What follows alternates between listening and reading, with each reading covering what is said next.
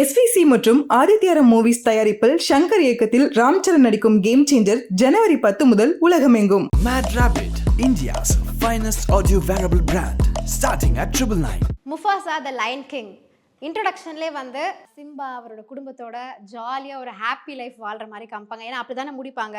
So நம்ம வந்து Simba பார்க்கும்போது நிறையா கனெக்ட் பண்ணிக்க முடிஞ்சுது. அது வந்து என்ன தான் ஒரு அனிமேட்டட் ஃபிலிம் அதை வந்து ரியாலிட்டி கொண்டு வந்திருக்காங்க, ஜஸ்ட்டு ஒரு அனிமல்ஸோட லைஃப்னு பார்க்க முடியாது நம்மளால்.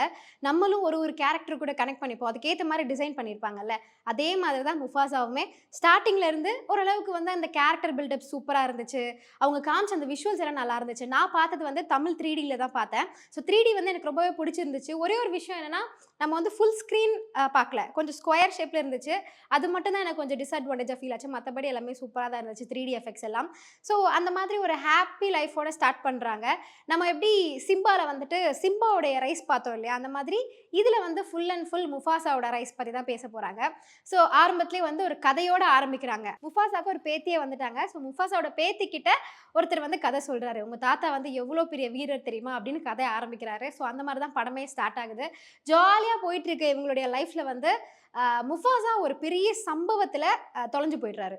ஸோ அதுக்கப்புறமேட்டு அவர் வந்து எப்படியெல்லாம் லைஃப் ஸ்ட்ரகிள் பண்ணுறாரு, அந்த ஸ்ட்ரகிள்ஸ் தாண்டி அவங்க அம்மா அப்பாவை மீட் பண்ணுறாரா இல்லையா, அண்ட் வந்து எல்லாருக்கும் ஒரு டெஸ்டினேஷன் மாதிரி கொடுத்துருக்காங்க. இவங்க வந்து கடல், நதி, புயல் அப்படின்னு எல்லாத்தையும் தாண்டி போயிட்டு ஒரு டெஸ்டினேஷனில் வந்து அவங்க ரீச் பண்ணணும் அப்படின்ற ஒரு மைண்ட் செட்டில் இருக்காங்க. அந்த டெஸ்டினேஷன் ரீச் பண்ணாங்களா இல்லையா அப்படிங்கிறது தான் அந்த படத்துடைய மீதி கதை.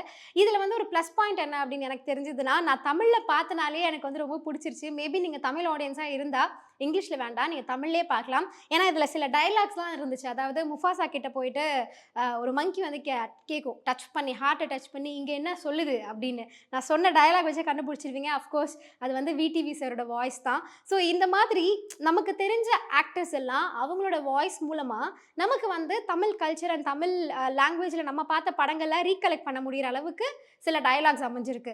ஃபார் எக்ஸாம்பிள் இப்போ நம்ம வந்து அர்ஜுன் தாஸோட அவர்களை வாய்ஸ் எடுத்துக்கலாம், அசோக் செல்வன் வாய்ஸ் எடுத்துக்கலாம். அவங்க வாய்ஸ் கேட்கும்போது நமக்கு ரொம்ப ரிலேட் ஆகும் இல்லையா. இப்போ மற்ற லாங்குவேஜஸில் பார்க்குறதுக்கும் தமிழில் பார்க்குறதுக்கும் இருக்க வித்தியாசத்தை சொல்கிறேன்.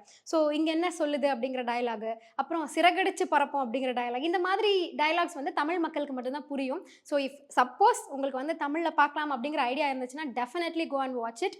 அண்ட் இதை தாண்டி எனக்கு படத்தில் வேறு என்ன பிடிச்சிது அப்படின்னு பார்த்தா, அஃப்கோர்ஸ் இப்போ நமக்கு வந்து ஹீரோன்னு ஒருத்தர் இருந்தால் வில்லன் கூட்டம் இருக்கும், வில்லன் வந்து ஹீரோ துரத்திட்டு வருவாங்க. அதே மாதிரி தான் இந்த படமுமே. இதில் வந்து நாசர் சார் தான் வந்து அந்த வில்லனுக்கு வாய்ஸ் கொடுத்துருக்காரு. சொல்லவே வேணாம், அவரோட வாய்ஸை கேட்கும் போதே ரொம்ப பவர்ஃபுல்லாக இருக்கும் இல்லையா. நார்மலாக தமிழ் மூவிஸ்லேயே சூப்பராக இருக்கும். அண்ட் இந்த படத்தில் அந்த வில்லன் சிங்கமுக்கு இவரோட வாய்ஸ் வந்து பக்காவாக மேட்ச் ஆயிருக்கு அப்படின்னே சொல்லலாம். எப்பயுமே வந்துட்டு நம்ம ஒரு டயலாக் கேள்விப்பட்டிருப்போம், அதாவது மன்னாதி மன்னனெல்லாம் மன்னா போனா பொண்ணால அப்படிங்கிற மாதிரி. இந்த இடத்துலையும் நம்ம வந்து மனுஷங்களுக்குள்ளே நினச்சிட்டு இருக்கோம் ஒரு பொண்ணுனால சண்டை வரும் அப்படின்னு. அனிமல்ஸ்குள்ளேயும் சண்டை வருது அதே பொண்ணுனால. ஸோ இவங்களுக்குள்ள ஒரு நல்ல நட்பு இருக்குது, ஓகேவா. ஸோ முஃபாசா அவருடைய ஃப்ரெண்ட் அக்காக்குள்ள ஒரு நல்ல நட்பு இருக்குது. அந்த நட்புக்குள்ளே வந்து ஒரு பொண்ணு, அதாவது ஒரு பெண் சிங்கம் வந்த உடனே அந்த நட்பில் தான் அந்த வெஞ்சன்ஸே கிரியேட் ஆகுது. அதாவது நான் வந்து இந்த பொண்ணை லவ் பண்ணுறேன், நீ எப்படி உள்ளே வருவேன், அந்த மாதிரி ஒரு விஷயம் வந்து அவங்க பிரிஞ்சு போயிடுறாங்க. அதில் தான் இந்த வெஞ்சன்ஸே கிரியேட் ஆகுது. நம்ம சிம்பாவில் பார்த்துருப்போம், முஃபாசா வந்து பிடிச்சி தள்ளி விடுவார்ல, தள்ளி விடுத்து தானே கொண்டுருவார். ஸோ அந்த வெஞ்சன்ஸே வந்து இந்த பொண்ணுனால தான் ஸ்டார்ட் ஆகுதுன்னு நினைக்கும் போது எனக்கு வந்து ஐயோ என்னடா இது அப்படின்னு ஹார்ட் பிரேக்கிங் மொமெண்ட்டாக இருந்துச்சு. பட் தென் கொஞ்சம் கொஞ்சமாக அந்த வெஞ்சன்ஸ் இருந்தாலுமே முஃபாசா அதை அப்படியே ஏற்றுக்கிட்டு சரி ஓகே நண்பன் தானே அப்படிங்கிற மாதிரி வச்சுக்கிறாரு. ஸோ படம் ஃபுல்லாக அப்படி தான் ட்ராவல் ஆகுது.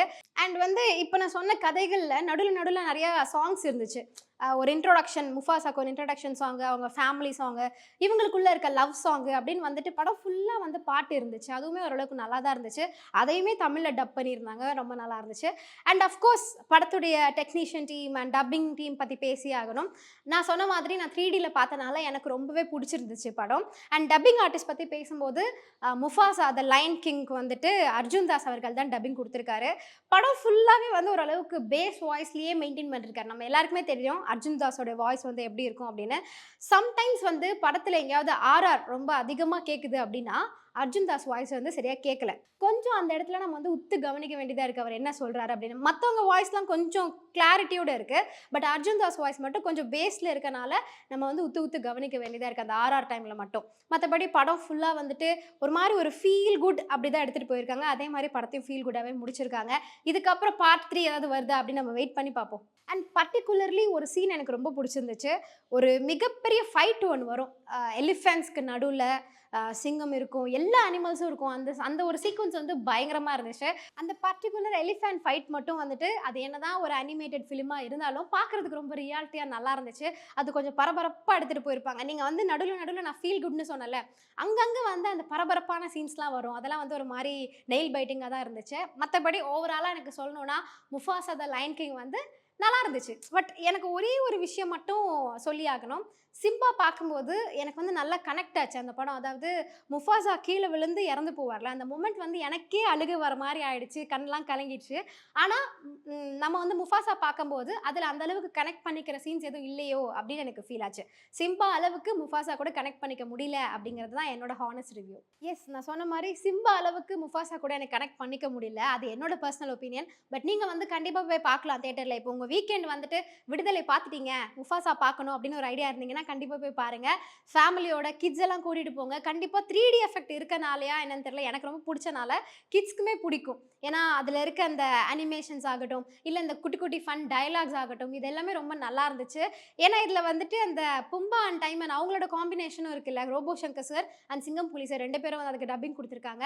அந்த மாதிரி சில ஃபன் மூமெண்ட்ஸ் எல்லாம் கண்டிப்பாக கிட்ஸ் என்ஜாய் பண்ணுவாங்க. நான் பார்த்த தேட்டர்லேயே கிட்ஸ்க்கெல்லாம் வந்து அந்த டயலாக் புரிஞ்சு சிரிக்க ஆரம்பிச்சிட்டாங்க. ஸோ அந்த மாதிரி நிறைய ஃபன் மூமெண்ட்ஸ் எல்லாம் இருக்குது. ஸோ கண்டிப்பாக நீங்கள் உங்கள் ஃபேமிலியோடு போய் வீக்கெண்டை ஜாலியாக வந்து என்ஜாய் பண்ணோம் அப்படின்னா முஃபாசா வந்து ஒரு நல்ல ஆப்ஷன் நான் சொல்லுவேன். SVC மற்றும் ஆதித்யாரம் மூவிஸ் தயாரிப்பில் ஷங்கர் இயக்கத்தில் ராம் சரண் நடிக்கும் கேம் சேஞ்சர் ஜனவரி 10 முதல் உலகமெங்கும். Mad Rabbit, India's finest audio wearable brand, starting at 999.